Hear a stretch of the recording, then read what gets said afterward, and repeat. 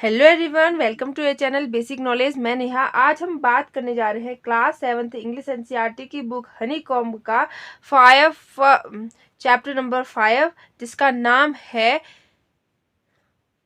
Quality. ठीक है, quality यानी कि गुणवत्ता, किसी चीज की गुणवत्ता के बारे में जब बात करते हैं उसी को क्वालिटी कहते हैं।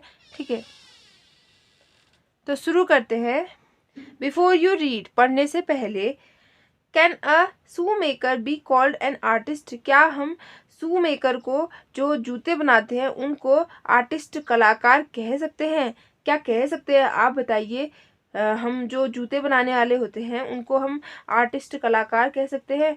मेरे ख्याल से यस। ठीक है, yes if he has the same skill and pride in his trade as any other artist. Yes, if he has the same skill, अगर उसके पास वही स्किल है, वही दक्षता है, एंड प्राइड और गर्व है, इन हिज ट्रेड, उसे अपने काम पर, एज एनी अदर आर्टिस्ट, जिस तरीके से और आर्टिस्ट को और कलाकारों को होता है अपने काम के प्रति गर्व और वही स्किल। ठीक है, अगर वही स्किल उसके पास होता है, उसके पास वही गर्व, वही प्राउड है अपने काम को लेकर, तो वह आर्टिस्ट है। And the same respect for it too, और साथ ही साथ अपने काम को लेकर रिस्पेक्ट है, यानी अपने काम के लिए वह सम्मान करता है अपने काम को, तो वह भी एक आर्टिस्ट है। ठीक है, mister Gassler a German shoe maker, जो कि जर्मन के शू मेकर थे,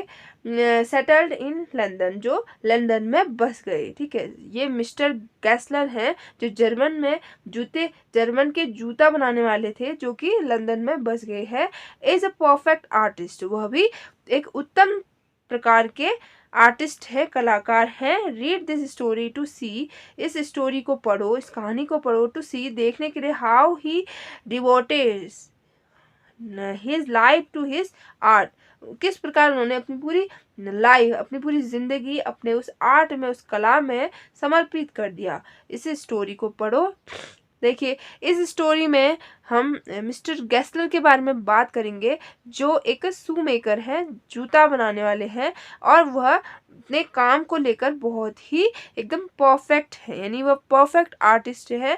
तो उन्हीं के बारे में हम पढ़ेंगे कि किस तरीके से उन्होंने अपनी पूरी ज़िंदगी जो है वो अपने काम में एकदम समर्पित कर दी, त्याग दी, पूरी अपनी लाइफ पूरी स्पेंड कर दी अपने काम में। ठीक है, I knew him from the days of my extreme youth.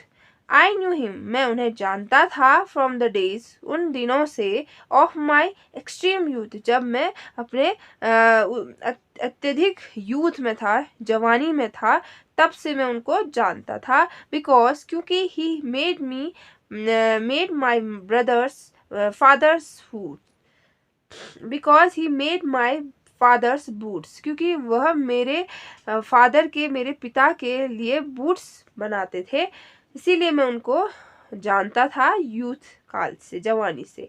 He lived with his Elder brother in his shop, वह अपने बड़े भाई के साथ अपनी शॉप में रहते थे।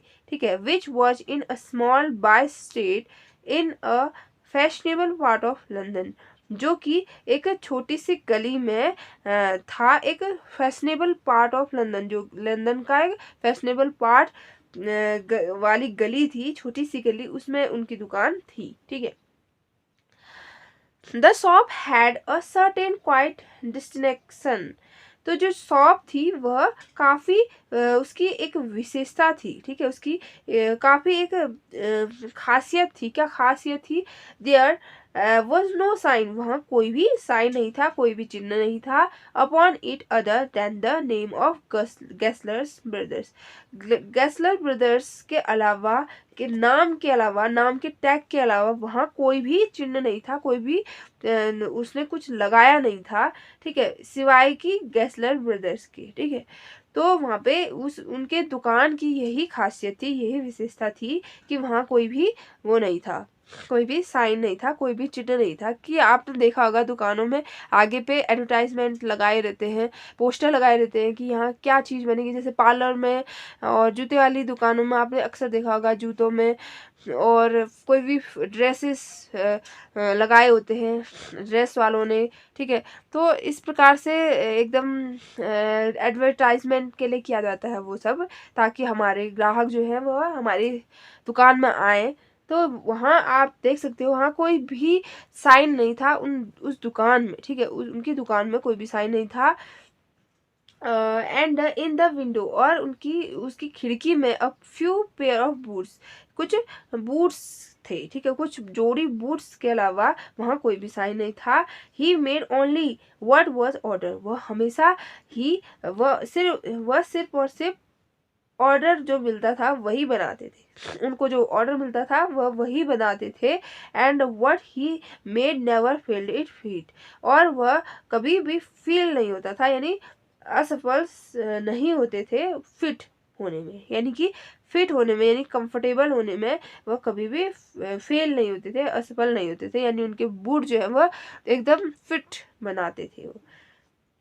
टू मेक बूट्स, उनके जो बूट्स थे जिस प्रकार उनके बूट्स बने हुए थे, सच बूट्स एज ही मेड, जो भी वह बनाते थे, सेम्ड टू मी देन, वो मुझे लगता था, and still seem to me, और अभी भी लगता है, ठीक है। वह पहले भी लगता था मुझे और अभी भी लगता है। मिस्टीरियस एंड वंडरफुल, एकदम मिस्टीरियस, रहस्यपूर्ण और शानदार। उनके जो बूट्स थे, जिस प्रकार वह बनाते थे अपने बूट्स को, वह मुझे पहले भी वंडरफुल लगते थे, मिस्टीरियस लगते थे, रहस्यपूर्ण और आश्चर्यजनक लगते थे, और स्टिल अब भी मुझे वह रहस्यपूर्ण और आश्चर्यजनक लगते हैं, ठीक है। तो यहाँ पे हमने क्या मीनिंग पढ़ी देख लेते हैं। हमने स्ट्रीम, यानी स्ट्रीम मतलब होता है अत्यधिक, ठीक है, स्ट्रीम। बाय साइड यानी छोटी गली, और डिस्टिंक्शन मतलब विशेषता, खासियत, ठीक है। और साथ में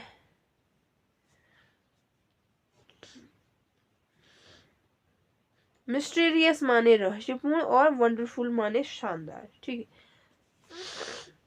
आई रिमेम्बर वेल, मुझे अच्छी तरीके से याद है। माई साई रिमार्क्स, मेरे वो शर्मीले तथ्य, वह शर्मीले टिप्पणियाँ। वन डे, एक दिन, while stretching out to him my youthful foot, जब मैंने अपने वो यूथफुल पैर फैलाए।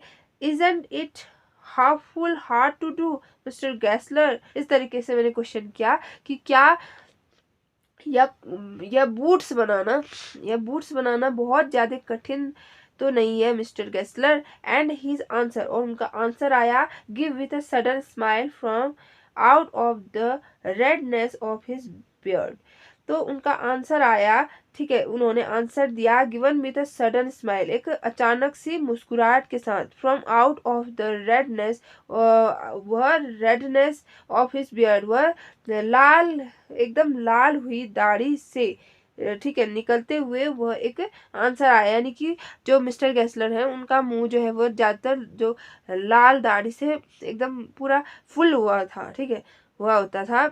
तो उस जैसे कि ऐसा लगा है जैसे कि वो दाढ़ी से कोई आंसर आ रहा हो उसका, ठीक है। किस तरीके से,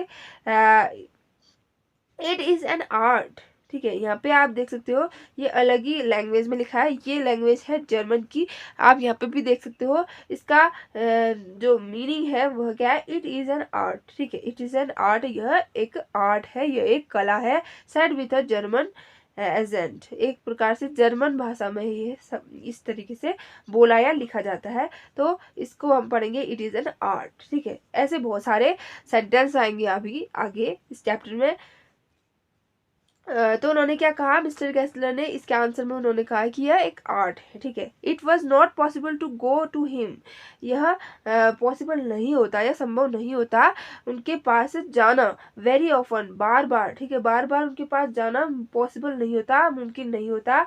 हिज बूट लास्टेड टेरिबली, उनके जो बूट्स थे वह ज्यादातर टिकते थे, बहुत ज्यादा टिकते थे, यानी कि बहुत लॉन्ग लास्टिंग रहते थे, ठीक है।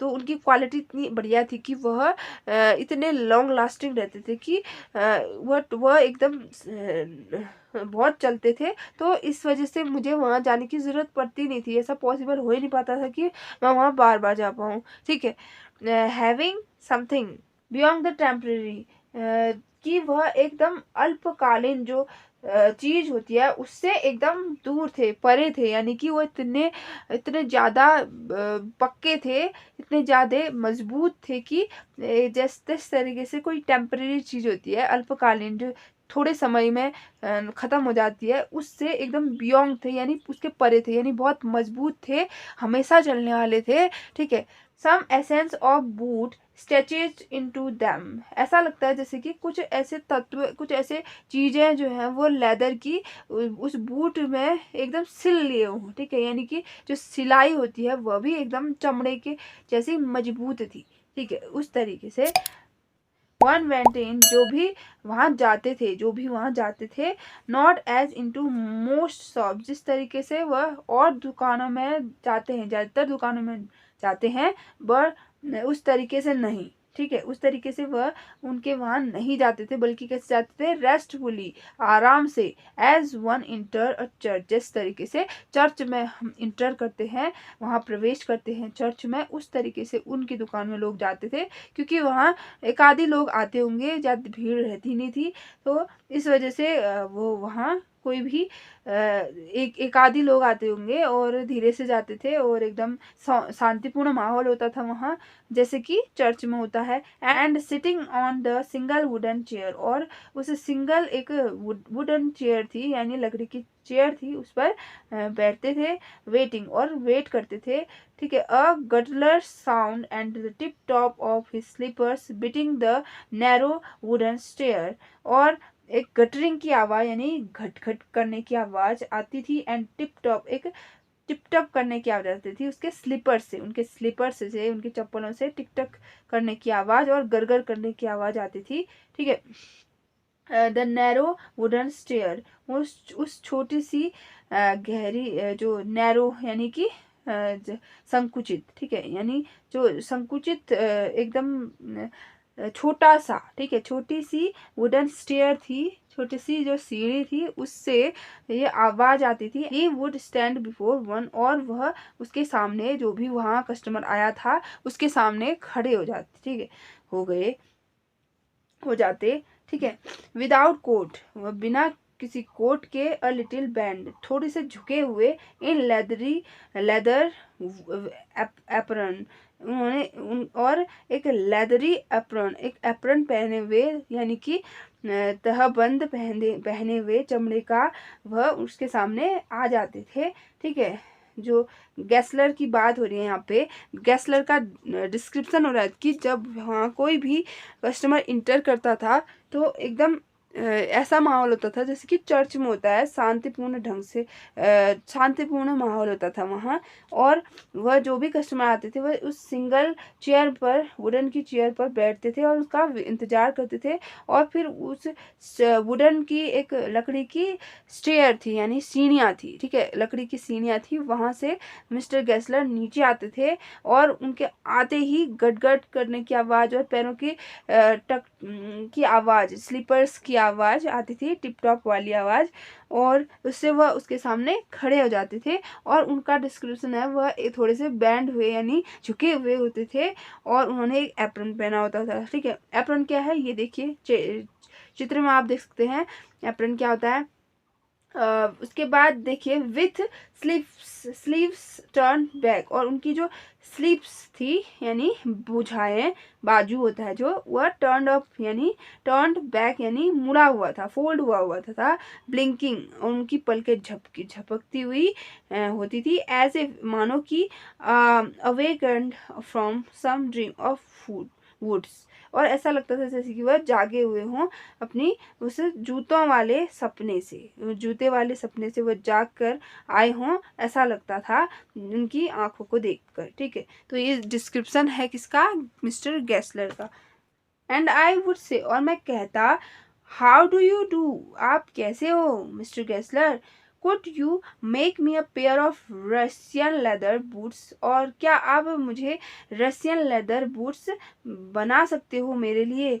क्या आप मेरे लिए रशियन लेदर के बूट बना सकते हो?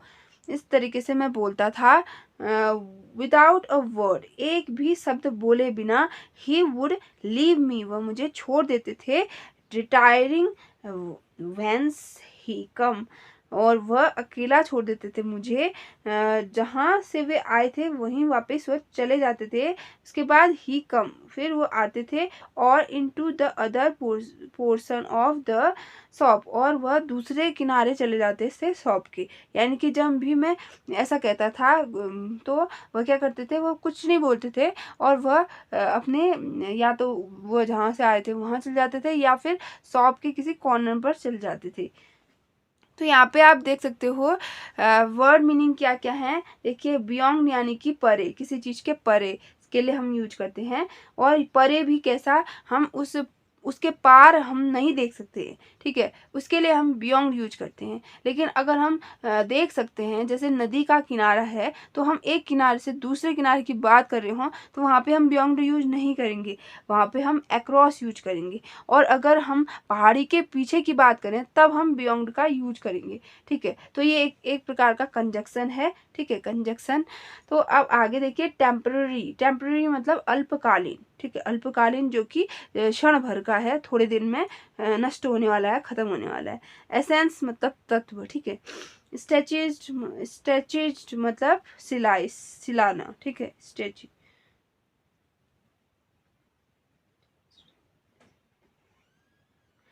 रेस्टफुली यानी आराम से, और गटरल, गटरल माने गटगट की आवाज।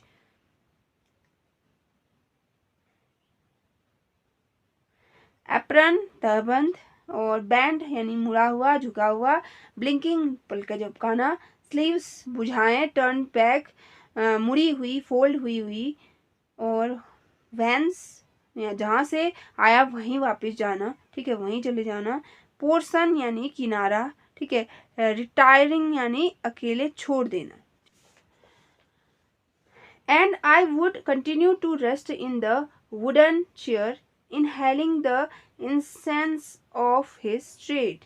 And I would continue to rest, और मैं जारी रखता वहाँ रेस्ट करना, वहाँ आराम करना जारी रखता, इन द वुडन चेयर, उसे लकड़ी की चेयर पर, इनहेलिंग द इंसेंस, उस महक को, ठीक है, इनहेलिंग यानी महक लेना, ठीक है, उस महक को लेते हुए, इंसेंस, इंसेंस मतलब होता है जो चर्च में जो महक आ रही है, ठीक है, उससे तुलना की गई है उस महक की, ठीक है, उस दुकान की महक की। इंसेंस ऑफ हिज ट्रेड, उसके काम की महक लेता था, ठीक है, उस वुडन चेयर पर बैठकर मैं क्या करता था, उसके काम की, उस दुकान की महक लेता था।